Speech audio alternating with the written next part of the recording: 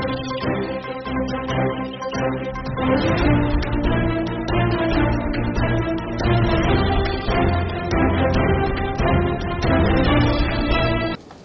बीच में पार्टी की राष्ट्रीय मंत्री और दिल्ली की प्रभारी बहन अलका दीदी हमारे सबके बीच में है। साथ में महिला मोर्चा की उपाध्यक्ष आदरणीय अपूर्वा सिंह जी हम लोगों के बीच में हैं। हमारे चीफ परिचित आदरणीय प्रमोद जी वशिष्ठ मीडिया के संयोजक हम सबके साथ में हैं। मैं आदरणीय अलका दीदी से आग्रह करूंगा कि आज का विषय आप सबके सामने रखें। सभी को नमस्कार। माँ माटी को अपनी आन बान समझने वाले राजस्थान में जब बच्चियाँ सिसकियाँ भरकर भय के मारे आत्महत्या तक के लिए मजबूर होने लगे, तो इस गूंगी बहरी सरकार को बार बार जगाने के प्रयास के बाद हम ये कहना चाहेंगे कि इसका परिवर्तन होना तय है। अभी आप देखिए, प्रतापगढ़ की कल की घटना है। छेड़खानी से परेशान दलित जो आदिवासी 2 बच्चियां हैं वो आत्महत्या कर लेती हैं। भरतपुर में नाबालिग एक टिफ़िन देने आती है नरेगा में के मजदूर को, और वहाँ उसके साथ गैंग रेप हो जाता है बंद कमरे में। उसका वीडियो बनाया जाता है और जब वो पुलिस के पास कंप्लेन करने जाते हैं तो कंप्लेन लिखी नहीं जाती और जो अपराधी हैं वो ले देकर मामला सुलटाने की बात करते हैं। राजस्थान के इतिहास में आप देखें तो कोटा की वो नगरी जहाँ के महानुभाव मंत्री जी कहते हैं कि ये मर्दों का प्रदेश है, वहाँ कल एक महिला का सरेआम गला रेत दिया जाता है। राजस्थान की महिला आज डरी हुई है और अपराध की श्रेणी में अगर देखा जाए तो नेशनल क्राइम रिकॉर्ड ब्यूरो का जो रिकॉर्ड है वो बताता है राजस्थान अपराध में नंबर 1 है और पिछले 54 महीने में 10 लाख से ज़्यादा मामले महिलाओं पे अत्याचार, छेड़छाड़ और रेप के हुए हैं। 3200 से ज़्यादा दुष्कर्म की घटनाएं हुई हैं, जिनमें 32,000 से ज़्यादा और 15,000 से ज़्यादा नाबालिग बच्चियों के साथ है। और मुख्यमंत्री जी फरमाते हैं कि 56% मामले फेक होते हैं। शर्म आती है हमें ऐसी सोच पर और ऐसे शासन पर जो राजस्थान को वीर भूमि को मर्दों का प्रदेश बताते हैं तो वो बलात्कार के बारे में बताते हैं। महिला अपराध की जब बात होती है तो नेशनल क्राइम रिकॉर्ड ब्यूरो के आंकड़ों को भी वो फर्जी बताकर यहाँ तक कहते हैं कि 56% मामले फर्जी होते हैं। और दूसरी तरफ मुफ्त टेलीफोन बांटकर वो उन्हीं बच्चियों, उन्हीं महिलाओं की वाहवाही लूटना चाहते हैं।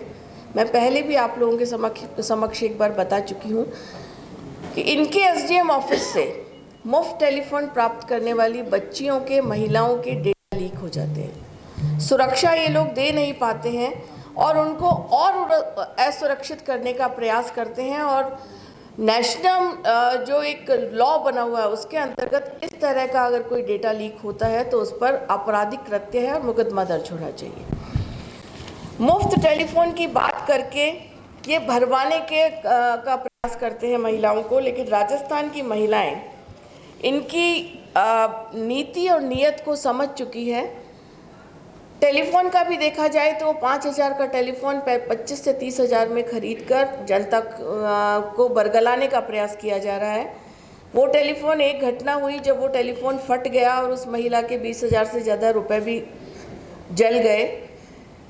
धौलपुर में और कोटा में जो टेलीफोन लेने महिलाएं गई उन पर लाठीचार्ज किया और स्थिति ये हो गई है कि मुख्यमंत्री जी को मुफ्त की रेवड़ियाँ बांटने से फुर्सत नहीं है और ये सरकार महिला अपराध के साथ साथ तुष्टीकरण की राजनीति करने में और राजस्थान का सामाजिक सद्भाव बिगाड़ने का अगर कोई पाप किया है तो राजस्थान के मुख्यमंत्री अशोक गहलोत जी ने किया है। रामनवमी के जुलूस को परमिशन नहीं होती, पीएफआई की रैली को परमिशन होती है और इनका चाल चरित्र चेहरा इससे पता लगता है कि इन्होंने एक विजन डॉक्यूमेंट बनाया है 2030 का। जैसा कि हमारे राष्ट्रीय अध्यक्ष जी कह रहे थे, ये भूल गए 2023 बीच में आता है और उसके बाद ये ढूंढने से भी नहीं मिलेंगे। लेकिन 2030 का जो विजन डॉक्यूमेंट इन्होंने बनाया उसमें जो राय ली, जो राय शुमारी करी, उसकी इन्होंने जो लिस्ट रिलीज़ की है 43 नंबर पर पीएफआई है।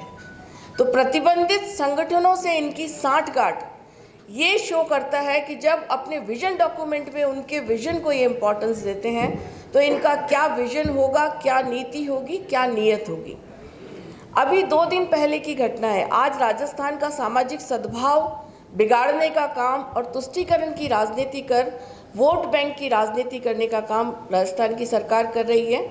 ये हम देखते आ रहे हैं पिछले 4.5 साल से। जयपुर बॉम्ब ब्लास्ट को इन्होंने ढंग से प्लीड नहीं किया और उसी की वजह से अपराधी तक छूट गए थे।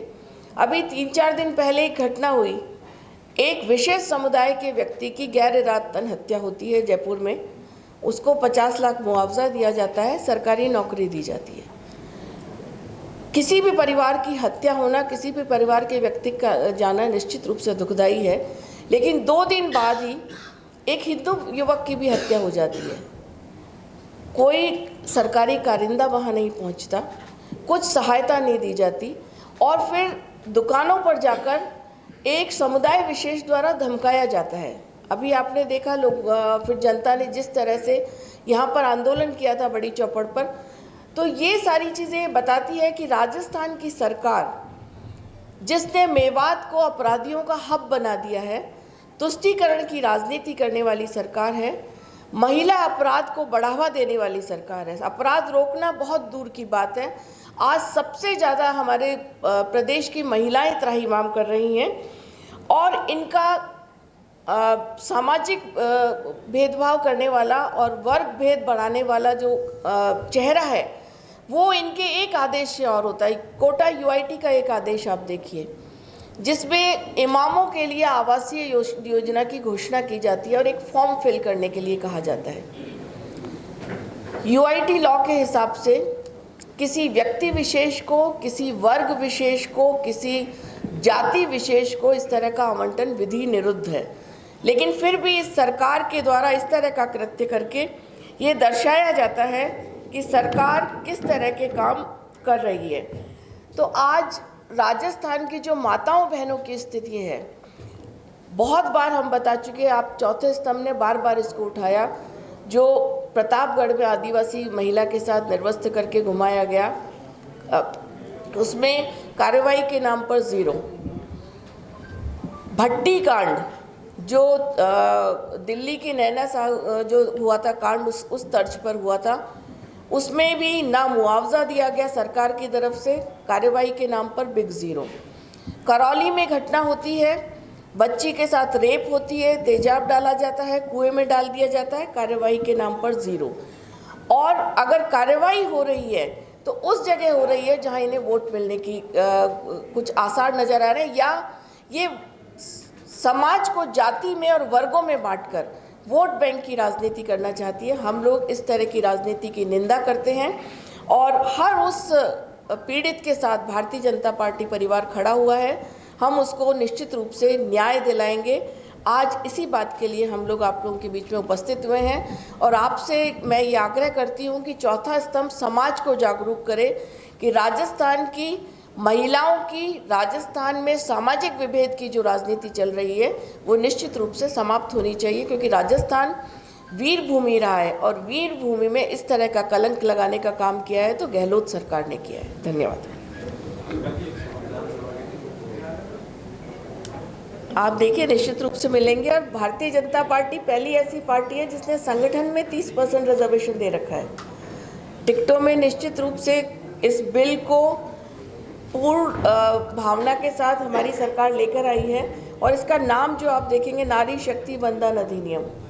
आधी आबादी को पॉलिसी मेकिंग में जगह देना, आधी आबादी को राज में भागीदारी करना, ये मोदी सरकार ही सोच सकती है और आप इसका परिणाम देखेंगे।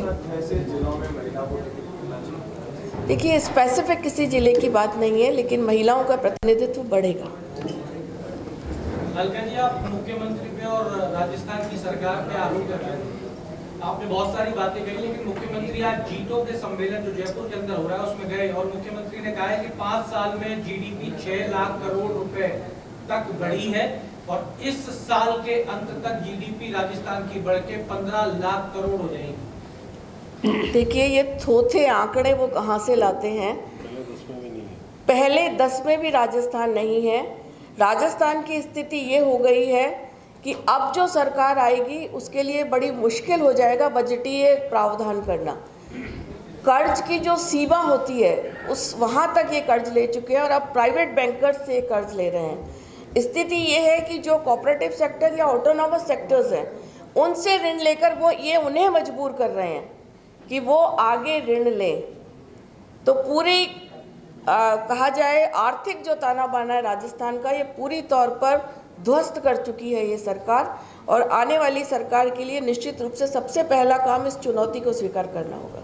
इन्हें पता है ये तो आ नहीं रहे हैं, इसलिए ये रेवड़ियाँ भी बांट रहे हैं, घोषणाएं भी कर रहे हैं और जो चाहते हैं वो बोल रहे हैं। बोलने से किसी को कोई नहीं रोक सकता।